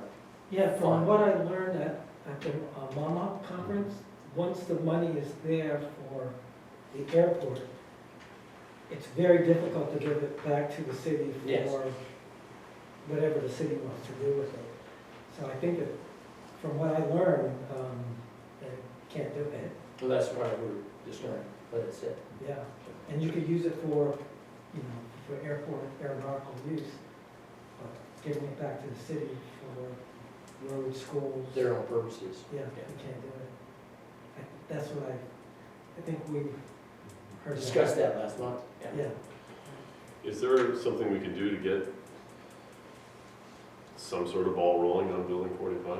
Is there something that we, just the baby steps, the first steps to getting an RFP or whatever we need to do to? Yeah, we can start getting an RFP together, yeah. Or, Just curious, I heard you made a comment, one of the comments too was to reclaim that building for aeronautical use, like hypothetically level it and change the boundary of the fence and, looking long-term. So I think that's RFP is certainly worth looking at. I just don't know how we comprehensively say, look at an RFP, or does the commission want to look at removing the building and what's our longer-term vision? Because we shouldn't put out an RFP for the building and potentially there's other ideas. We can at least put an RFP out to get an occupant or tenant. Right, that's for what the I'm office. just a tenant, just to So get some more my income. recommendation would be an RFI to solicit some ideas, Right. and then think about it and see exactly what you want to do, because I don't think collectively we have all the ideas to, what a commercial business would. And maybe Craig could help us out with the timeline with what our current projects are, and if we were to want to destroy the building and make it aeronautical use Right. only, what would be the timeline to even break ground on something like that? Probably, that's probably more long-term than Right. it is short-term. So if it's like in 10 years, we could actually maybe start doing that, could we get something in for 10 years? Do it like a 10-year, Yeah, 10-year. lease. Yeah, something, just so we Yeah. get some income on that property. For example, as part of your RFI, you say, here's a 10-year lease on, here's the building. What would you do? What could you Right. put in that building? And And because that's the I'm all parameters about that the you can put in aeronautical there, use. the ideas will flow. That's a good idea. Yeah, yeah. But yeah. If it's not needed to be aeronautical and we choose to put aeronautical back in, does that mean, let's say they take a 5-year lease, do we have to go through that whole process to take it back out again? Or that it's now now can we go both ways with it? So, Well, I believe, we had to get permission Put from the non- FAA to change it from aeronautical to non-aeronautical. Right, but if we But put it was our- aeronautical back in, does that automatically throw it back over? Over to what? Clarify. Aeronautical only from that moment forward. Like, if you didn't want aeronautical use there, why did you put? Right. Use, so it doesn't matter what you use it. Yeah. You got to change it on aeronautical, it doesn't matter what. Right, no, I guess I'm saying, I think for the flexibility that kind of Chris is talking about, to me, it's like, we just want to make sure that even if it is an aeronautical use It that doesn't we want, switch back. that we don't revert Right. back to. So I think, we wouldn't make that, petition the FAA to, or anything to switch it over to aeronautical use until we're like tearing the building down and moving it forward. And we would keep it non-aeronautical up until, the point that we decide, maybe there is Yeah, so demand enough. Yeah. We've noticed demand for more hangar tie-down space. Now would be the time to, go through and jump through those hoops to get it to aeronautical and then get the building out of there and extend the fence line. Up until that point, we can do a non-aeronautical, keep it non-aeronautical, throw That's out an idea, yeah. a 10-year. Is there a way that ASG could, like, you guys came up with that idea and you had a whole 3D image and you flew through that, like, in the presentation?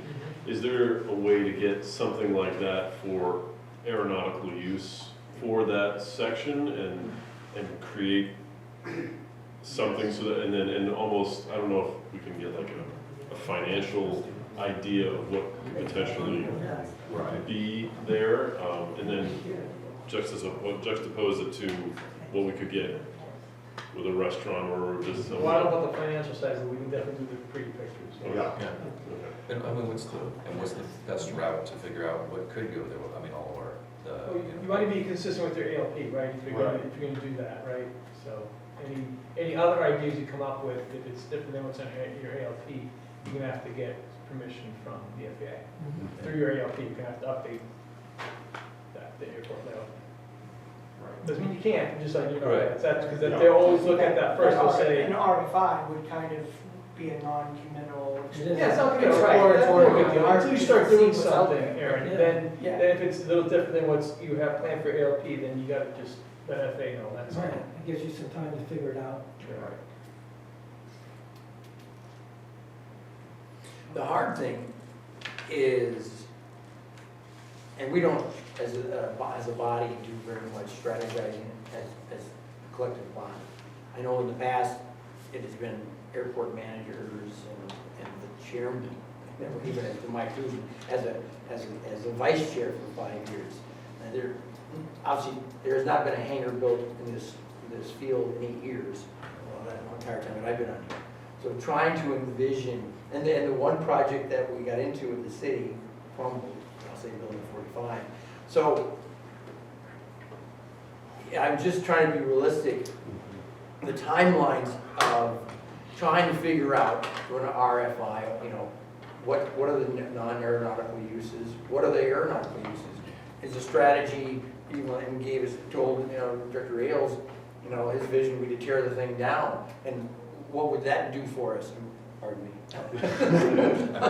What would that do for, so that, it's a real strategy session and process to identify all the options, aeronautical, non-aeronautical, level the thing, build hangars, just going back through the past 24 months, what it has taken us just to get a lease for a 2,400 square foot building that they've occupied for 7 years. It's shocking. And I don't really know, we would need to do it collectively, but what would it take for us to really, and it would be mapping out a 2-year project, what really are all the alternatives for that property? Flatten it, build it out, aeronautical, non-aeronautical. At the same time, and who pays for it all? And what it's gonna cost, and then get an RFP. It's an extensive process. I've learned that nothing happens overnight, especially some of you in municipal work, that's statewide as well. Looking at the CIP, we have a plan right now that as far as hangar development, as soon as we get that taxiway Bravo moved, over on the Danvers side, moving that taxiway is gonna open up all that space. And every time, 3 or 4 times that somebody's come in here and says, where are you gonna put hangars in the future? Well, as soon as we move that taxiway, we can put about 10 hangars right over there. And I'm like, well, that's. But the federal government is saying, it's on the, Why it's, would you say that? No way in hell. see, well, it's on the Get out of ALP. here. I know, why? Are you trying to antagonize? I It worked. You already, It worked. don't make me reach this one here. But we know that it's on the master plan. Yeah. It's on the ALP. That's the designated space, but nothing's gonna happen until things change with that taxiway. But the federal government has already told us that they're willing to discuss that and pay for it. So I think our future for hangar development is the movement of that taxiway and get it there. How about Because- the government? Anyway, so I'm just saying, we can sit here and talk for 5 minutes about a process that would take 3 years to actually do, and a lot of financial comparisons. So it's a daunting task, it really is. It's got to start somewhere. But we can't talk about it lightly. It would be special meetings, I think, for just nothing but, it's, if we want to run that down that route, we're going to run down that. The viable ideas and start Right. running through it, you gotta grind through it. And at the same time, we also have before us a development option of the 11 acres back there, which we've already paid substantial monies for in environmental, and we have people already knocking on the door, and 2 people have contacted me in the last 30 days. What's going on? When are we gonna get that RFP for that land? I mean, so, that is a much more realistic immediately for a project with real revenue potential that we can then use for bigger projects. Like, what do we do with 45? Do we tear it down and we try to develop that land with? So, anyway, topics for the future, but, that's all I've got. So I have 2 things that I wanted to bring up. Commissioner comments, by all means. Yes. We went to the MAMA conference, and it was great. We learned a lot about open meeting laws, ethics, what our responsibilities are. 2 things that came out of that I thought were pertinent, for me at least, and hopefully other commissioners agree. One of the things I wanted to do is see if we can get email addresses for the commission with the city. Because I don't feel comfortable with using my personal email for the commission. Just in case, things happen in the future, 10 years down the road, I have to dig out these emails. I kind of don't want to do that. Right. My email address is on the website, so I'm getting stuff in my email that I don't really, want to either see or answer to. Right. So I was wondering if there's a possibility of getting commissioners' city email addresses, or somehow to move out the personal emails for the commissioners. That's just, I don't know how we get that done, but. Does the airport, we have a website and we post, is there emails through like Beverly Airport? It would be like Commissioner Kendrick at Beverly Airport. Or Commissioner 1, 2, 3, 4, and then when you leave the commission, you just assume the identity of that commissioner, so that it's always in the open meeting environment, Right. but we're not maintaining it individually. That's all. Yeah, I briefly made a comment to one of the assistant city solicitors. I said, hey, do other commissions have their own email addresses? And she said there's a few individual commissioners that do, but she said that she believes that the city would be open to getting you guys set up with individual that'd be emails. So great for me. I can circle back with her on that.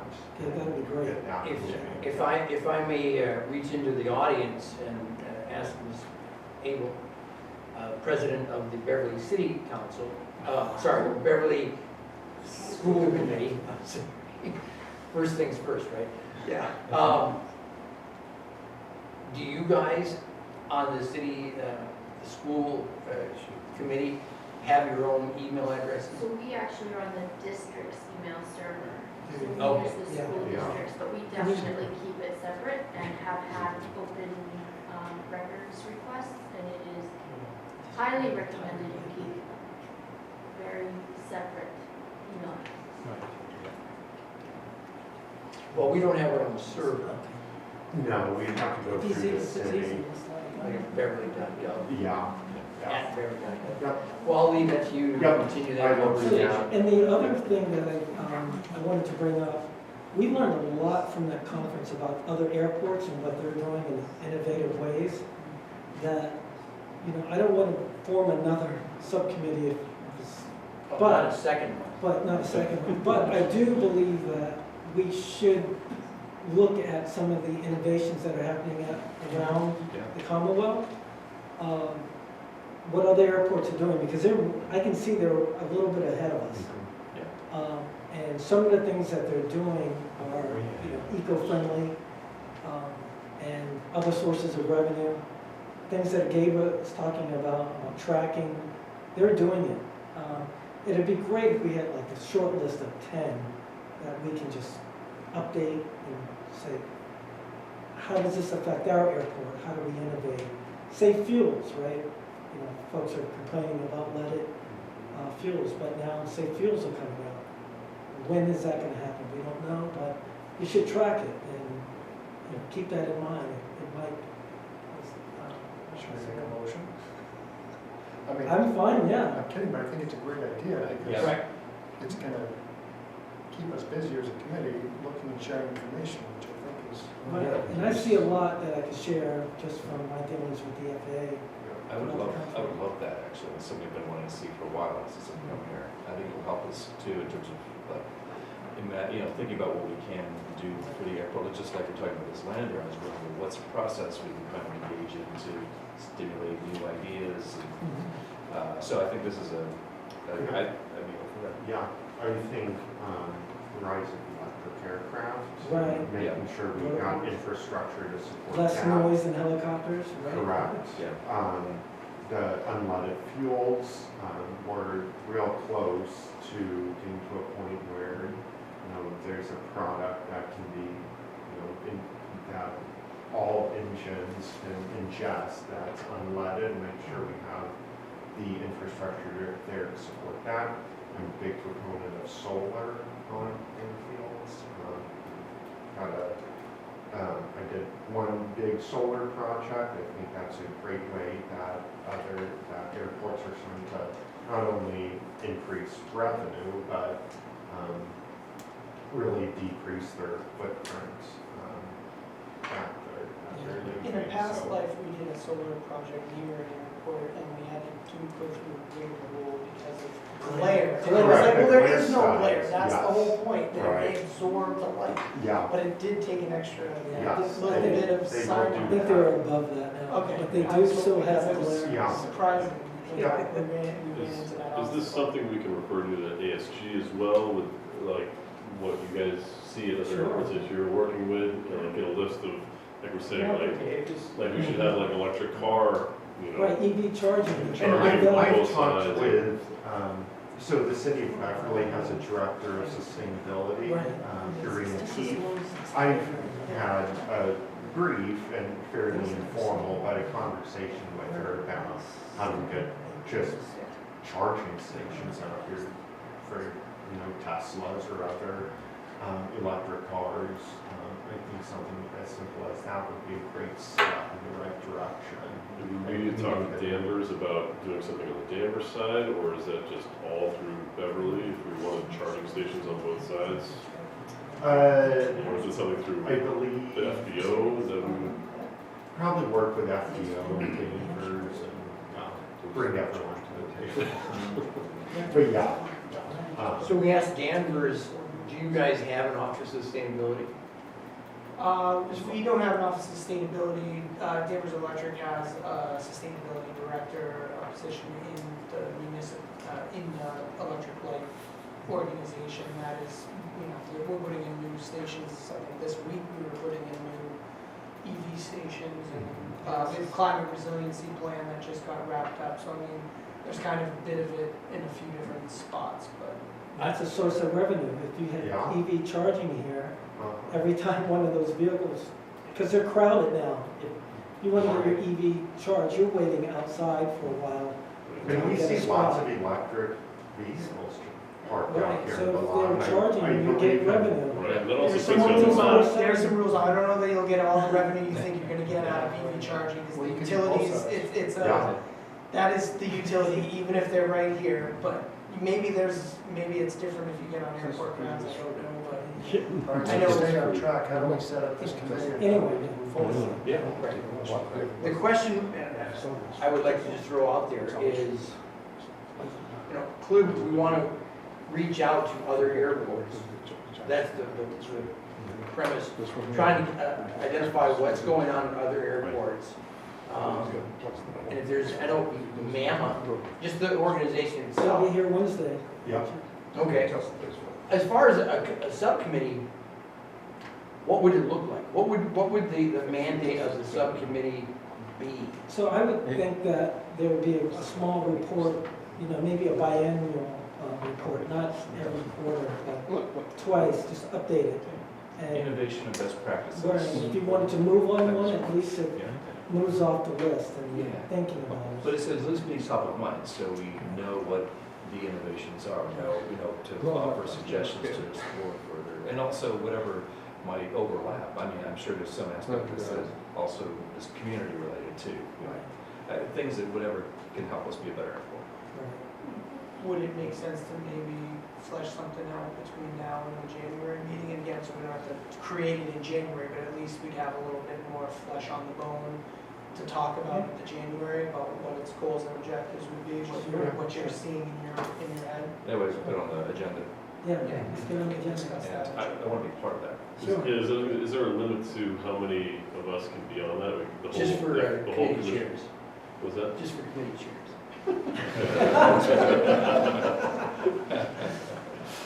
No, there's not. Not that I know of. So theoretically, the entire commission could be on the subcommission, right? Yes.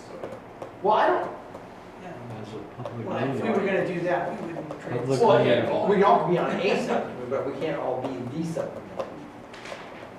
Can you? I don't know, that I doesn't mean, you can be a make committee of the sense. whole, so you can be a committee of the whole. Yeah, it's no longer a sub, but It would be unusual. If I may, please do. we're having a great meeting here tonight, but I really think you guys are overthinking a few things, okay? You want to find out what's going on in the airport, pick up the phone, you call the airport manager, say, hey, I'm thinking about flying into your airport, can I meet with you for an hour or two? Tell me what's going on. We need one person. You don't need a committee. No offense. We need one person. Well, no, I Once think, a month they come in, they I report don't what's think going on. it's not one person. I think people want to share their ideas, and you're collaborating, so. That's a word that's been beaten to death in my industry world. I To the know, point where I hate to hear it it might sound be of it. another, it might be. Doesn't sound like Bill wants to sign up for this Well, we committee. got, the whole commission cannot sign up. If you allow me, I agree with Bill, that the easiest way is to pick up the phone and call. Yeah. But if you had a subcommittee of 4 people and everybody calls 3 airports, you identify what your questions are, what you're looking for. Even if you want to have a voice call or whatever. But I'm just thinking for data collection. Data collection is the first process. You find out what the topics are, what the innovative processes that our other airport How they divisions did it, yeah. or managers are doing.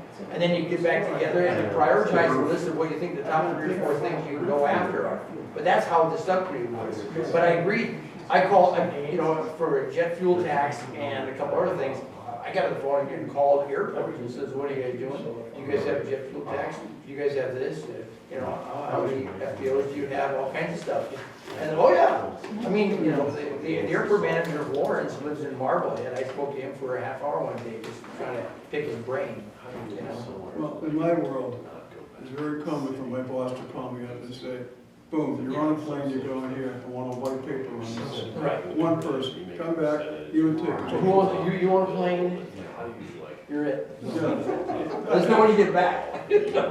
Well, But I agree. I've flown myself, But I'm thinking commercial, but all I'm saying is, I appreciate the energy we're developing here, and I certainly understand collaboration and all that kind of good stuff. It would be better for one person to go out there with a piece of paper and say, this is it. And then disagree. you flesh it out. Sorry, I disagree with that. I like having 3 or 4 people, because I've been on Well, I fundraisers. disagree because. Well, no, but just, listen, I've been, 4 people, we all call 3 or 4 people, instead of one person calling 15. Let's not I do don't it want one now, person because that in is silo. overthinking it. Conclusion of this meeting will be very short. I have persevered through the 2 hours of the meeting that was held at the Beverly Airport conference room that is very, very elaborate, and it is very well preserved for the use of the Airport Commission. However, that airport conference room is also used for Beverly business and separate meetings. And if we want to have a meeting there, we can have one. The conclusion of this meeting is really a abrupt end to the meeting, because what has happened is has dissolved into a discussion of general issues that are not on the agenda, that are not pertinent to the facts that are being presented, and Beverly Airport commissioners need to realize that this is a public meeting and the public is watching. So I hope you enjoyed the last hour and a half of the presentation. However, it all encapsulates in the issue of noise abatement, noise control, and the expansion of the airport. And if you have been watching, you'll see that they have continued to discuss the expansion.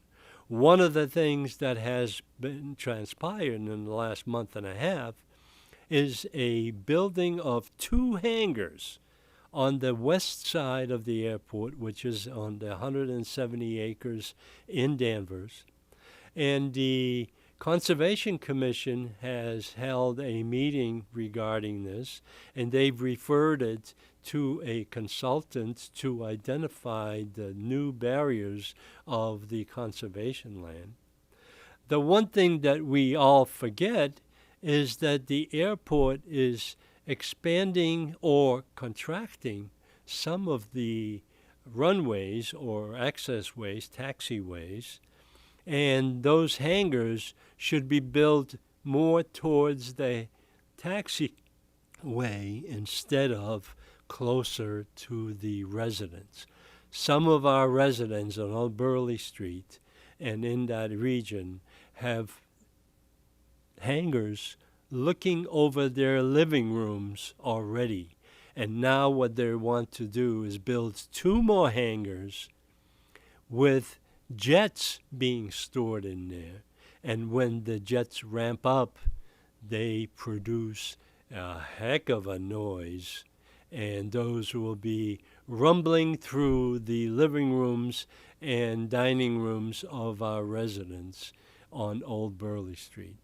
We need to attend the Conservation Commission meeting, which is scheduled now, I believe, for January 11th. But look out for the notice in regard to that meeting. So, thank you for listening, and thank you for being a concerned resident in the town of Danvers, because we are all affected by the noise and the expansion of the airport. And I don't live next to the runways, but I'm almost in Middleton, and I have been affected as well. So thank you for watching, and keep an eye on what's going on. Thank you. Good night, good morning, good night, good afternoon, Danvers.